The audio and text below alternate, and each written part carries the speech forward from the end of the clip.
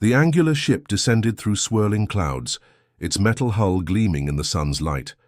Commander Songmi stood tall on the bridge, her purple armor reflecting the blue glow of control panels around her. She was the best warrior the Taegukei Empire had ever produced, and today she would add another world to their growing collection. Final approach to landing zone, reported Officer Jun, his fingers moving quickly across the ship's controls. Scans show human military units gathering, 20 kilometers east. Songmi nodded, her violet eyes narrowing as she studied the green and blue planet below. It looked rich with resources, perfect for the Empire's needs. The humans who lived here were just another obstacle to remove, like the 12 other species they had conquered before. They will fall quickly, she said, her voice calm and cold. Prepare the first attack team. Songmi had reviewed the reports carefully. Humans were physically weak compared to her people. They lacked the advanced technology of the Taeguk Empire. Their weapons were primitive, their defenses simple. This would be an easy victory to add to her record. Down on the planet's surface, Captain Park adjusted his binoculars, watching the alien ships cut through the morning sky. Unlike many of his fellow soldiers, he didn't feel fear, only determination. His special operations team had been training for this moment since the aliens had first appeared 2 weeks ago, when a peaceful greeting had turned into a bloody attack. Enemy ships approaching landing zone, he spoke into his radio. 5 large carriers and about 20 fighter craft. Around him, his team readied their weapons. They were hidden in the dense forest, surrounding a wide clearing where intelligence predicted the aliens would land. Park had positioned his people carefully, using the trees and rocks for cover. Remember the plan, he said to his team. Let them land fully before we engage. We need to capture their technology intact if possible. The alien ships touched down in the clearing, sending birds flying from nearby trees. The largest ship opened first, and strange creatures in purple armor marched out in perfect lines. They were tall, with skin the color of ash and 4-fingered hands that held weapons unlike anything humans had seen before. Songmi was the last to exit her ship. She surveyed the green landscape with distaste. The air was too thick, the gravity slightly stronger than she preferred. But it didn't matter. They wouldn't be staying long, just enough time to eliminate resistance and begin extracting the planet's resources. Forward units, begin perimeter sweep, she commanded. Second wave, prepare the landing base. The attack came without warning. Explosions erupted around the landing zone, sending her warriors diving for cover. Human soldiers appeared at the forest edge, their weapons firing with surprising accuracy. Songmi didn't hesitate. Engage and eliminate, she shouted, drawing her energy blade. She charged toward the nearest human position, expecting them to retreat before her superior strength and speed. They didn't. Instead of running, the humans held their ground. They worked in coordinated teams, covering each other with overlapping fire. When her warriors pushed forward, the humans fell back only to attack from new positions. Park watched through his tactical display as his plan unfolded. The aliens were strong and fast, but they fought like they expected fear from their enemies. They seemed confused by the humans' organized resistance. Team 2, flank left, he ordered. Team 3, prepare the EMP charges. The special EMP weapons had been developed after examining alien technology recovered from the first encounter. When detonated, 3 alien ships suddenly went dark, their systems disabled. Songmi felt rage building as she watched her warriors falling to human weapons. This wasn't how conquests were supposed to go. The Taeguk holy texts taught that lesser species would crumble before their might, that victory was their divine right. Commander, we're taking heavy losses, Officer Jun reported, his voice tight with pain from a wound in his shoulder. Their tactics are unexpected. Songmi slashed through a human weapon with her energy blade, but for every human she struck down, more appeared. They didn't fight like any species she had encountered before. They adapted quickly, learning from each engagement. As the battle stretched into its second hour, Songmi made a decision she had never made before. All units fall back to the ships, she ordered. Defensive retreat. The words tasted bitter in her mouth. Retreat was shameful in Taeguk culture, but as she watched more of her warriors fall, Songmi felt something new growing inside her. Not just doubt, but respect for these humans who fought so cleverly against superior forces. From his position, Park watched the aliens pull back to their ships. It wasn't a victory, not yet, but it was something no other species had achieved against these invaders. "They're retreating," he said into his radio, "but they'll be back, and they'll have learned from this encounter, just as humans had learned, and would continue to learn in the war that had only just begun." Songmi knelt before the glowing communication screen in her ship. The stern face of Supreme Commander Han filled the display, his expression showing clear disappointment. "Explain." "Your failure," he demanded. Songmi kept her head bowed, shame burning in her chest. "The humans do not fight as our records suggested. They move like water around stone, adapting, flowing, finding weakness." Supreme Commander Han's eyes narrowed. 12 worlds have fallen to our might. These humans are no different." "With respect, they are different," Songmi insisted. "Their leader, the one they call Captain Park, shows unusual tactical skill." After a long silence, Han spoke. "You have 3 days to bring me results. Capture their commander, learn their weaknesses, or do not return at all." The screen went dark. Songmi rose slowly, her mind already forming a new plan. Traditional Taeguk battle formations had failed against the humans' unpredictable fighting style. She needed something different, something the humans wouldn't expect from the Empire that always attacked head-on. She needed deception. 3 days later, Songmi watched through high-powered lenses as her trap began to unfold. 5 small Taeguk ships had crashed in different locations across the region. Each ship transmitted distress signals and contained valuable technology, bait that human military forces couldn't ignore. "They've taken it," reported Officer June. "Monitoring communications. Human teams are moving to all 5 crash sites." Songmi smiled slightly. "And their commander?" "As predicted. Captain Park leads the team approaching Crash Site 3, nearest to their main base. This was the true target. The other 4 crashes were merely distractions, designed to spread human forces thin across the territory." Songmi had studied Park's movements carefully. He always led from the front, always took the most critical missions himself. "Prepare my armor," she ordered. "I will handle this personally." The forest surrounding Crash Site 3 was dense, with tall trees and thick undergrowth. Songmi moved silently through it, her specialized armor blending with the shadows. 4 elite warriors followed her, spread out in a wide circle to cut off escape routes. The human team approached cautiously. Through her enhanced vision, Songmi counted 8 soldiers moving in formation around one central figure, Captain Park. He moved differently than the others, with a confident calm that marked him as the leader.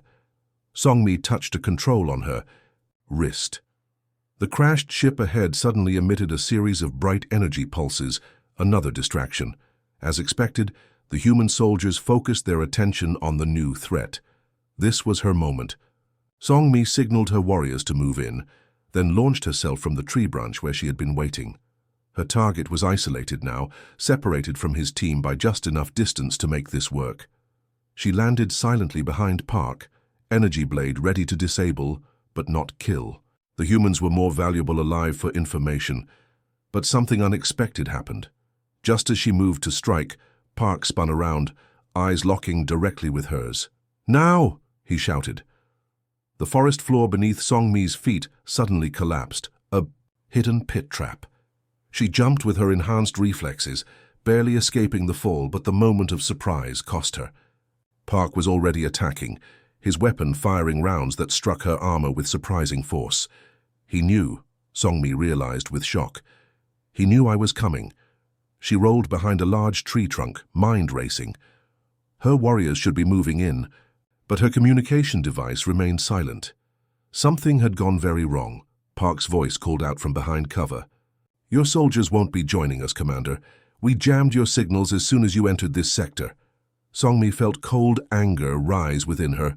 The hunter had become the hunted, but she was still a Taeguk warrior, stronger and faster than any human. She activated her energy blade and charged toward Park's position. What followed was unlike any combat Songmi had experienced in her long military career. Though she possessed twice his strength and reflexes trained through centuries of martial tradition, Park fought in ways that defied prediction. He used the terrain, sliding down muddy slopes to change position when she expected him to retreat. Backward, he threw dirt into her enhanced visual sensors. He fired at tree branches above her, sending heavy limbs crashing down. "Fight properly!" she shouted in frustration, swinging her blade where he should have been, but finding only empty. I am," Park replied suddenly behind her. "Just not by your rules." For 20 minutes they fought through the forest. Songmi's superior physical abilities should have guaranteed victory, but Park seemed to anticipate her every move. It was as if he had studied her fighting style while she had studied his tactics. Her anger grew with each failed attack. Taeguk warriors did not lose to lesser species. It was not just military doctrine, it was religious truth. The end came unexpectedly. Park ducked behind a fallen log, and Songmi leaped over it to corner him. But instead of finding a retreating human, she faced a small device thrown directly at her face. The flashbang grenade exploded in a burst of blinding light and deafening sound. Songmi's enhanced senses, normally an advantage, became her weakness. The overload of stimulus sent her stumbling backward, temporarily blinded and disoriented. She felt rather than saw Park's approach. Then came the sharp pain as his combat knife found the small gap in her armor at the joint between shoulder and chest plate. Songmi fell to one knee, purple blood seeping through her fingers as she pressed them against the wound. Her vision cleared just enough to see Park standing over her, his knife dripping with her blood, his gun aimed at her head. For the first time in her life, Songmi knew the taste of defeat. Purple blood flowed between Songmi's fingers as she pressed against the wound in her shoulder. The pain was sharp, but the shame burned deeper. She had failed her mission, failed her empire, failed the sacred texts that promised victory to the superior Taeguk warriors. She slumped against a moss-covered boulder, her energy blade now useless without power. The human called Park stood over her, his rifle pointed steadily at her head. His face showed no emotion she could read. Songmi straightened her back despite the pain. Death was coming, but she would meet it with dignity. The Empire had clear rules about capture. It was not allowed. Warriors who could not win must die with honor. "Finish it," she said in the human language she had carefully learned for interrogations. Her accent was thick, but the words clear. "Grant me warrior's death." Park tilted his head slightly, studying her. He didn't pull the trigger. Songmi's hand moved slowly toward the small ceremonial blade hidden in her belt, the one meant for ritual suicide when captured. Every Taeguk warrior carried one. Death before dishonor was not just a saying, it was their way. Before her fingers could reach the blade, Park moved with surprising speed. His boot kicked the ceremonial knife away, sending it spinning into the undergrowth. "That won't be necessary," he said, his voice calm. He lowered his rifle and reached for a small box attached to his belt, a medical kit. Songmi's eyes widened in confusion. Was this some strange human ritual before execution? Or worse, preparation for torture? Everyone in the Empire knew what happened to captured warriors. The stories were told to children to ensure they understood the importance of victory or death. "You mock me with false mercy," she asked, her voice hoarse. "Torture awaits." Park knelt beside her, opening the medical kit. He pulled out a bandage and some kind of spray canister. Without asking permission, he began applying the spray to her wound. It stung at first, then created a cooling sensation that slightly dulled the pain. "No torture," he said simply, pressing a pressure bandage against her shoulder. "No execution. You're a prisoner of war now." Songmi tried to pull away, but weakness from blood loss made her movements slow and uncoordinated. "I do not understand this behavior," she said. "Kill your enemy. It is the way of war." "Not our way," Park replied, securing the bandage with medical tape. "At least not anymore." "Weakness," she spat, though a note of uncertainty crept into her voice. This was not how things were supposed to go. The teachings were clear. Humans were savages, barely evolved beyond animals. Yet this one showed skill in battle, and now something she couldn't name. "Compassion," he corrected. "Even in war, we try to remember that." Songmi stared at him, trying to understand. The concept existed in Taeguk language, but only applied to one's own kind, never to enemies. Compassion for an enemy was like watering a poisonous plant, foolish and self-destructive. Your people killed many humans, Park continued, checking her for other injuries. But that doesn't mean I have to kill you when you're defenseless. I'm not defenseless, Songmi growled. Though they both knew it was false pride speaking, she could barely move. Park almost smiled. Stubborn. I respect that. He pressed a small device on his wrist. Medical evac needed at my location. One prisoner, condition stable.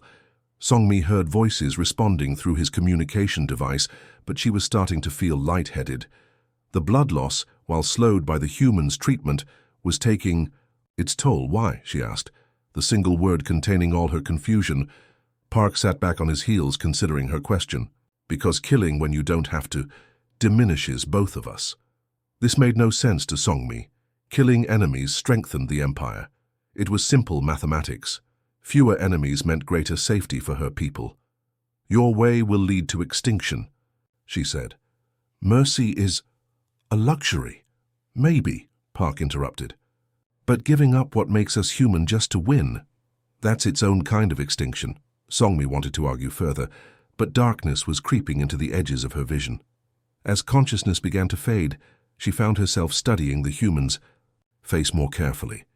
There was strength there, but not the cruel strength she expected. Something else, something the Empire's teachings hadn't prepared her for. The sound of approaching aircraft filled the air. Park stood up, rifle held casually now, no longer pointed at her. Your people will search for me, Songmi managed to say, fighting against the growing darkness. They will come to erase the shame of my capture. Probably, Park agreed. But today you live. Tomorrow is another problem. As Songmi finally lost consciousness, her last confused thought was not of escape or revenge as it should have been. Instead, she wondered what other teachings about humans might be wrong. The question itself felt like treason against everything she had ever known. The medical transport landed in the small clearing, and human medics rushed forward with a stretcher. Captain Park watched as they carefully loaded the alien commander, making sure the medical team treated her wound properly. Sir, one soldier asked, is it wise to save her? Their kind has shown no mercy to us. Park looked up at the sky, knowing more Taeguk ships would come looking for their missing commander. Maybe not wise, he admitted, but necessary. If we fight monsters by becoming monsters ourselves, what exactly are we fighting for? As the transport lifted off, carrying the unconscious Songmi to the secure medical facility, Park couldn't shake the feeling that this small act, this moment of mercy, might matter more than any battle won through force alone. Songmi sat cross-legged, on the floor of her cell, eyes closed but senses alert. The human facility had been her home for 23 days now. The wound in her shoulder had healed well, faster than the human doctors expected. Taeguk bodies were efficient that way. The cell was simple but not cruel. A bed, a small table, her washing area with privacy screen, and 3 meals delivered daily. The clear front wall allowed guards to observe her, but they never stared or made comments as she expected. They simply checked on her and moved on. This was not how prisoners were treated in the Empire. Their enemies were kept in darkness, given minimum food and often questioned with pain techniques. It was efficient. It worked. Yet here she was, treated with what appeared to be respect. The concept confused her deeply. The door at the end of the corridor opened, and Songmi recognized the footsteps immediately. Captain Park. He came every day at this same time. Good morning, he said, pulling up the metal chair outside her cell. How are you feeling today? Songmi opened her eyes but remained silent, as she had for the past 3 weeks. Engaging with the enemy was forbidden unless necessary for escape or gathering intelligence. Park seemed unbothered by her silence. He placed a tablet against the clear wall so she could see the screen. On it was information written in the Taeguk language. Your rights as a prisoner of war, he explained. We've been working on the translation. It's called the Geneva Conventions. Rules about how prisoners should be treated. Songmi couldn't help glancing at the text. The Empire had no such rules. Prisoners were resources to be used, not people to be protected. Your Empire believes we're primitive, Park continued, leaning back in his chair. But civilization isn't measured by technological advancement. It's measured by how we treat those in our power. Songmi felt a flash of anger. Easy words from the winner. she said, breaking her silence for the first time. Park's eyebrows raised slightly, but he showed no triumph at getting her to speak. Not always easy to practice, especially when your ships killed 12,000 civilians in your first attack. Song-Mi frowned. Civilians? Non-warriors should evacuate battle zones. There was no warning, Park said simply. No declaration of war, just death from the sky. This didn't match what Song-Mi had been told about the first engagement.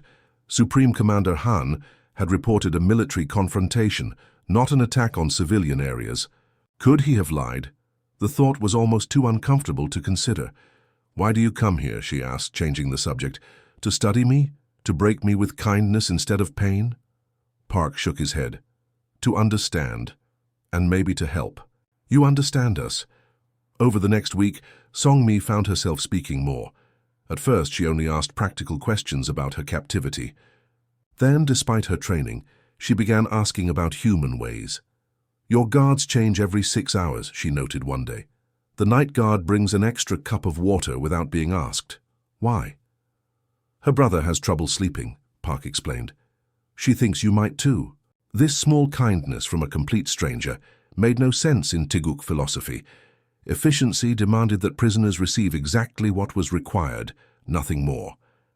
Another day, Park brought something new, a book with images of human art. Song-Mi turned the pages carefully, studying the paintings and sculptures from different time periods. "Even during your wars you created these?" she asked, pointing to a painting dated during something called World War II. "Sometimes, especially during wars," Park said. "When destruction is all around, the need to create becomes stronger." This was different from Teguk art, which celebrated only military victories and imperial glory. The human art showed all aspects of life: joy, sorrow, love, anger, beauty, ugliness. "Your people are contradictory," she said finally. "You fight with skill but prefer peace. You create weapons and art with equal passion. You treat enemies with care." Park nodded. "Human nature contains multitudes. We can be terrible and wonderful in the same day." On the 30th day of her captivity, a doctor came to remove the last bandage from her shoulder. The human touched her purple skin with gentle hands, nodding with satisfaction at the healing. "Good as new," the doctor said with a smile. "You heal remarkably fast." Song-Mi studied the doctor's face, finding no disgust or fear there despite their differences, just professional interest. "Thank you," she said, the words feeling strange on her tongue. Thanking an enemy? Yet it felt right somehow. Later that day, when Park arrived, Song-Mi was ready with questions about human family structures, their political systems, their beliefs. Each answer revealed more contradictions, more complexity. "In the Empire, we have unity," she explained. "One belief, one purpose, one path." "And if someone disagrees?" Park asked. Song-Mi hesitated. "They are corrected, for the good of all." "We tried systems like that," Park said. "They always fail eventually." "Freedom is messy, but it works better in the long run." Their conversation was interrupted by a sudden blaring alarm. Red lights flashed in the corridor. Park jumped to his feet, pressing his hand to his communication device. "Report," he ordered, his face instantly transforming from calm discussion. Partner to focused soldier. Song-Mi felt it before the humans detected it, the distinctive vibration pattern of Taeguk ship engines entering the atmosphere. Her people had come at last, but not to rescue her. No, the Empire never rescued captured warriors. They came to erase the evidence of failure, to eliminate the shame of her capture. "They're coming to kill me," she said quietly, "and everyone around me." Park looked at her sharply. "You're certain?" Song-Mi met his eyes. "In the Empire, capture is worse than death. I am a stain that must be removed." For the first time, she wondered if the Empire's way was truly superior after all. The whole building shook as another explosion hit nearby. Dust fell from the ceiling of Song-Mi's cell. Emergency lights flashed red, and human soldiers ran past, shouting orders. Through the walls, she could feel the vibrations of Taeguk energy weapons, the distinctive pulse pattern of destroyer-class ships. Song-Mi stood in the center of her cell, back straight, eyes closed. She knew what was happening. Supreme Commander Han had sent a cleansing force, not to rescue her but to erase all evidence of her failure. In Taeguk military doctrine, captured warriors were already considered dead. Their physical destruction was merely the final step. Heavy footsteps approached. Songmi opened her eyes, expecting to see guards coming to move her to a deeper bunker. Instead, Captain Park appeared, breathing hard, a small cut bleeding on his forehead. "Your people are bombing indiscriminately," he said, pressing a key card against the cell door. It slid open with a hiss. "I can't guarantee your safety here." Songmi didn't move. This had to be a trick. Perhaps they planned to shoot her while escaping, to avoid the political complications of executing a prisoner. "Why would you release me?" she asked, her voice steady despite the chaos around them. "Because keeping you here means your death," Park said simply. "They're targeting this facility specifically." Another explosion, closer this time. The lights flickered. A human soldier appeared at the end of the corridor. "Captain, we need to evacuate now. Enemy forces have breached the outer perimeter." Park nodded to the soldier, then turned back to Songmi. "It's your choice. Stay or come with me." Songmi hesitated, then stepped through the door. Freedom felt strange after a month in captivity. Her muscles tensed, ready to fight or run. Park led her quickly through the corridors. Twice they passed groups of soldiers who looked at Songmi with surprise but didn't question their captain. They reached a small side door that opened to the outside. The night air smelled of smoke and burning metal. In the distance, Songmi could see the glow of her people's ships, their weapons firing at human defense positions. The sky was filled with smaller craft engaged in aerial combat. "There's a forest 500 meters that way," Park said, pointing east. "You can lose yourself in it until this is over." Songmi stared at him. "You're truly letting me go?" Instead of answering, Park pulled something from his pocket. A small communication device. He pressed it into her hand. "If you want this to end differently than it began, use this. It has one channel, direct to my personal communicator." Songmi looked down at the device, then back at Park's face. According to everything she had been taught, she should kill this human now. He was an enemy, and he was vulnerable. One quick strike would end him. Her hand twitched toward where her weapon would normally be, an automatic response from years of training. Park didn't flinch. He simply watched her, his eyes calm despite the battle raging around them. "Good luck." "Commander Songmi," he said quietly. Then he turned and ran back into the building, leaving her alone and free. Songmi stood frozen for a moment. Then another explosion shook the ground, and she ran toward the forest. As she reached the tree line, she looked back once at the human facility, now partially in flames. She had a clear duty: return to her people, report what she had learned about human defenses, help complete the conquest of this world. That was the only honorable path for a Taeguk warrior. Yet she hesitated, the small communication device heavy in her hand. 6 months later, a small transport ship landed in a clearing on neutral territory, a small island in the middle of a vast ocean. No weapons were allowed here, by agreement of both sides. Songmi walked down the ramp alone, dressed in simple civilian clothing rather than her military armor. The salt breeze tugged at her hair, now grown longer than military regulations allowed. Captain Park waited at the edge of the clearing, also in civilian clothes.